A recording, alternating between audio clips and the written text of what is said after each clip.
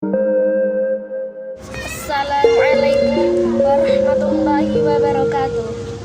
Puji syukur kita ucapkan kepada Allah Ta'ala yang telah memberikan kita hidayah sehingga kita pagi ini kita dapat melaksanakan aktivitas perkuliahan seperti biasanya tanpa halangan apapun. Salawat serta salam semoga tercurahkan kepada Nabi Agung Nabi Muhammad yang kita nantikan syafaatnya di yaumul qiyamah.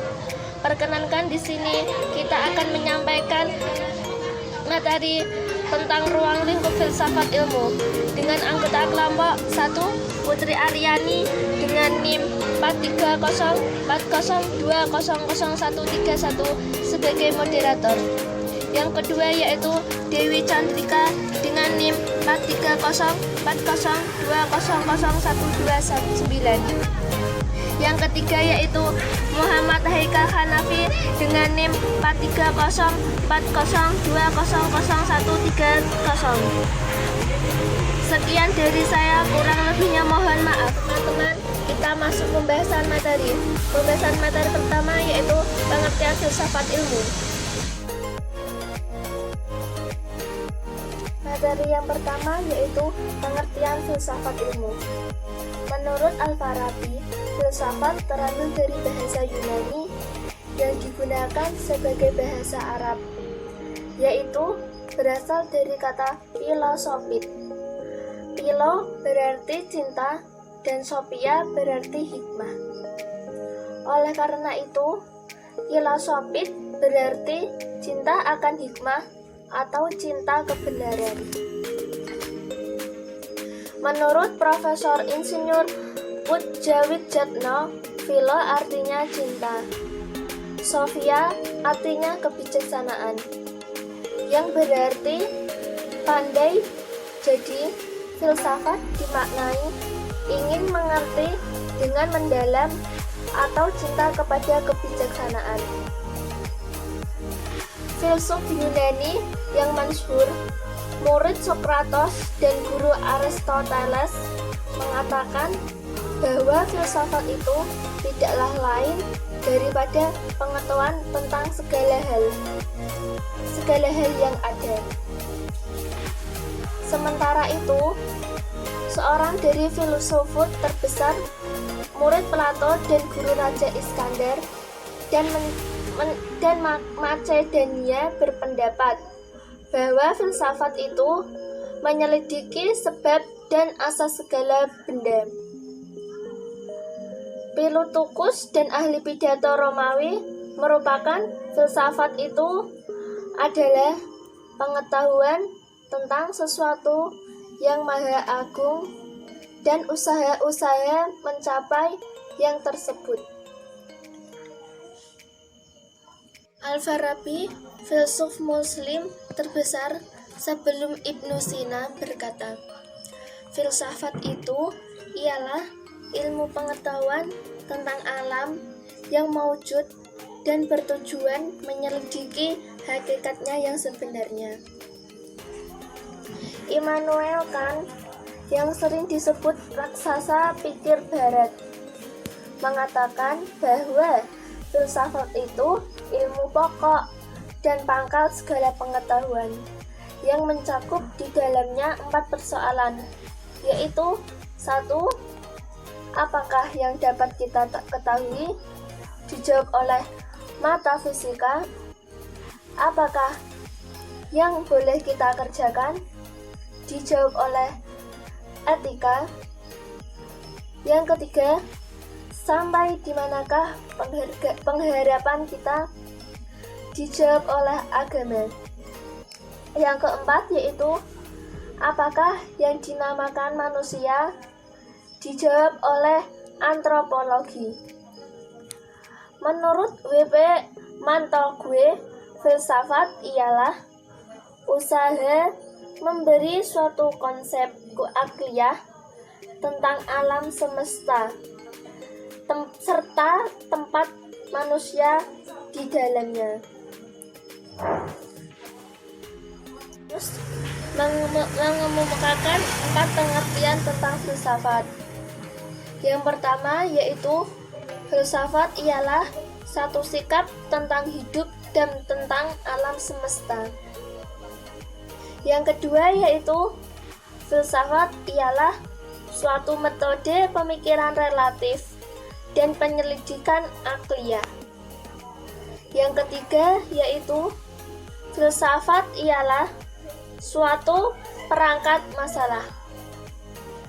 Yang keempat yaitu filsafat adalah satu perangkat teori atau sistem pemikiran. Kesimpulan yang dapat saya sampaikan dari pengertian filsafat yaitu filsafat ilmu ialah ilmu istimewa yang mencoba menjawab masalah-masalah yang tidak dapat dijawab oleh ilmu pengetahuan biasa.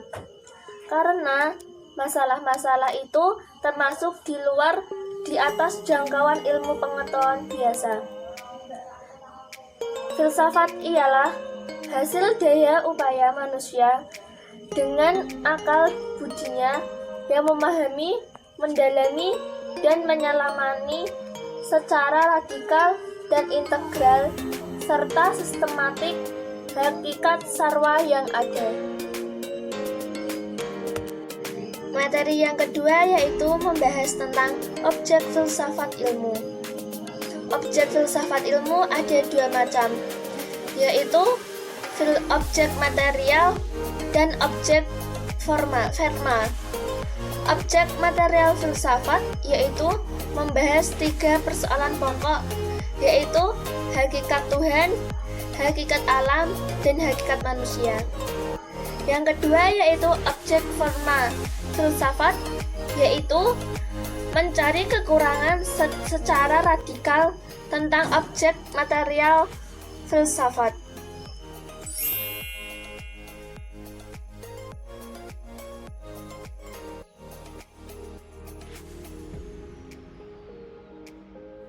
Assalamualaikum warahmatullahi wabarakatuh. Perkenalkan, saya Dewi Candika dengan NIM 43040200129. Di sini saya akan menyampaikan materi yang ketiga, yaitu ruang lingkup filsafat ilmu. Filsafat adalah induk dari pengetahuan yang membahas sesuai dengan apa yang telah dikaji dan diteliti di dalamnya. Dalam metode dan studinya, filsafat berbeda dengan ilmu pengetahuan. Ilmu pengetahuan menyelidiki masalah dari fakta-fakta yang diamati.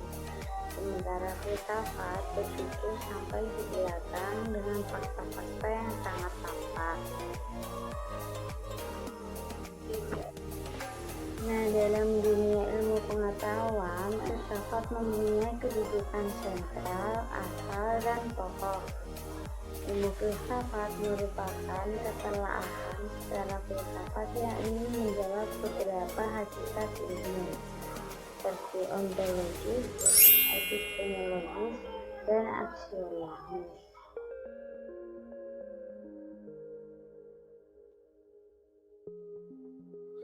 Dibagi menjadi dua bagian besar, yaitu cabang filsafat yang memuat materi ajar tentang alat dan cabang filsafat yang memuat tentang isi atau bahan-bahan dan informasi.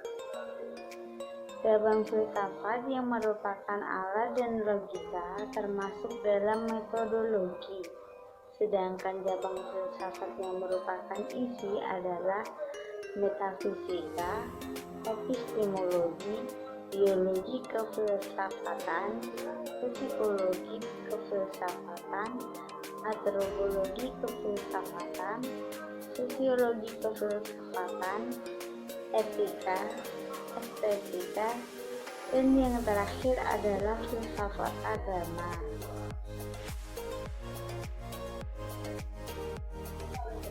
Aliran filsafat. Aliran ini berkembang sesuai rangka menyesuaikan zaman. Aliran ini diantaranya adalah realisme, rasionalisme, empirisme, idealisme, materialisme, dan eksistensialisme.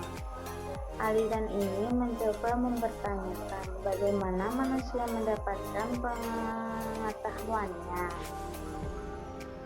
Khususnya ada beberapa paham pengetahuan, antara lain empirisme, idealisme, kritisme, dan rasionalisme. Aliran dalam filsafat ada 4. Yang pertama adalah positivisme, yaitu apa yang berdasarkan fakta-fakta.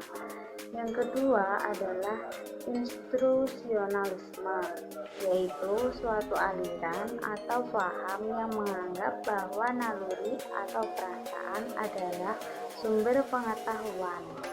Dan yang ketiga adalah fenomenalisme, yaitu aliran yang menganggap bahwa sumber pengetahuan dan kebenaran. Dan yang keempat adalah sukaleralisme, yaitu suatu proses pembahasan dalam pemikiran yang dari berbagai aspek.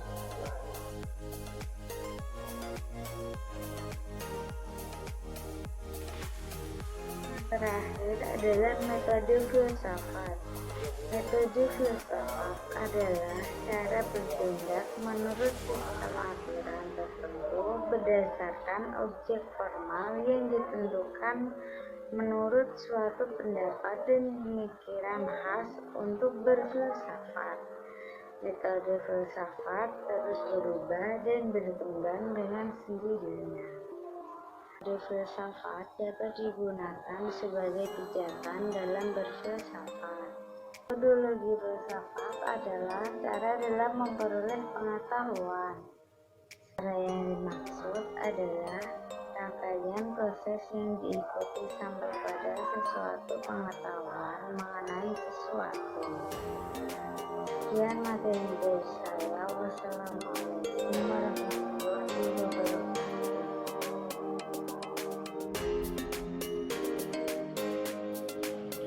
Kali ini saya akan menjelaskan apa tujuan dan manfaat belajar filsafat ilmu. Yang pertama, tujuan filsafat ilmu adalah filsafat ilmu merupakan usaha merefleksi, menguji, mengkritik, dan metode keilmuan. Sebab kecenderungan yang terjadi di kalangan ilmuwan modern adalah menerapkan suatu metode ilmiah tanpa memperhatikan struktur ilmu pengetahuan itu sendiri. Satu sikap yang diperlukan di sini adalah menerapkan metode ilmiah yang sesuai atau cocok dengan struktur ilmu pengetahuan, bukan sebaliknya. Metode hanya saran berpikir, bukan hakikat ilmu pengetahuan. Yang kedua, filsafat ilmu memberikan pendasaran logis terhadap metode keilmuan. Setiap metode ilmiah yang dikembangkan harus dapat dipertanggungjawabkan secara logis rasional, agar dapat dipahami dan dipergunakan secara umum. Semakin luas penerimaan dan penggunaan metode ilmiah, maka semakin valid metode tersebut. Pembahasan mengenai hal ini dibicarakan dalam metodologi, yaitu ilmu yang mempelajari tentang cara-cara untuk memperoleh kebenaran. Yang ketiga, memahami unsur-unsur pokok ilmu sehingga secara menyeluruh kita bisa memahami sumber, hakikat, dan tujuan ilmu. Yang keempat, memahami sejarah pertumbuhan, perkembangan, dan kemajuan ilmu di berbagai bidang sehingga kita mendapat gambaran tentang proses ilmu kontemporer secara historis. Yang kelima, menjadi pedoman bagi para dosen dan mahasiswa dalam mendalami studi di perguruan tinggi, terutama untuk membedakan persoalan yang ilmiah dan non-ilmiah. Yang keenam, mempertegas bahwa dalam persoalan sumber dan tujuan antara ilmu dan agama tidak ada pertentangan. Itu merupakan tujuan belajar filsafat ilmu. Kemudian, saya akan menjelaskan apa itu manfaat belajar filsafat ilmu.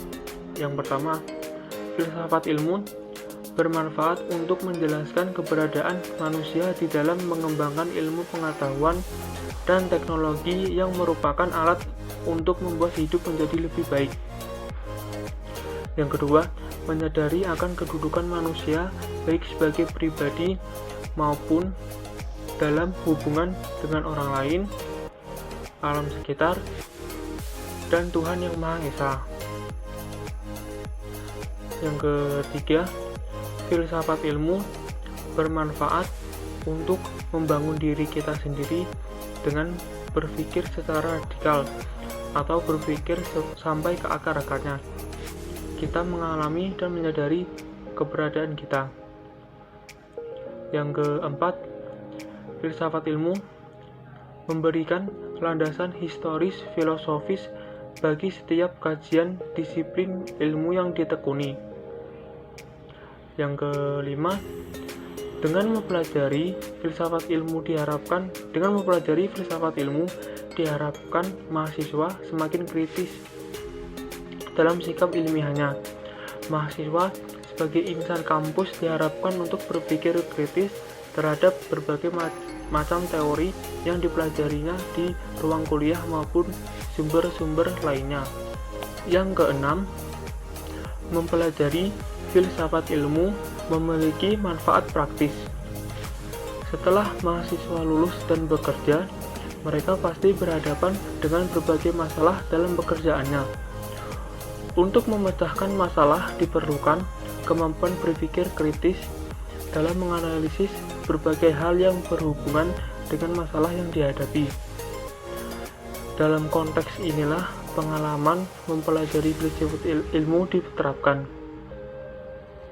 Yang ketujuh, membiasakan diri untuk bersikap rasional dalam opini dan argumentasi yang dikemukakan.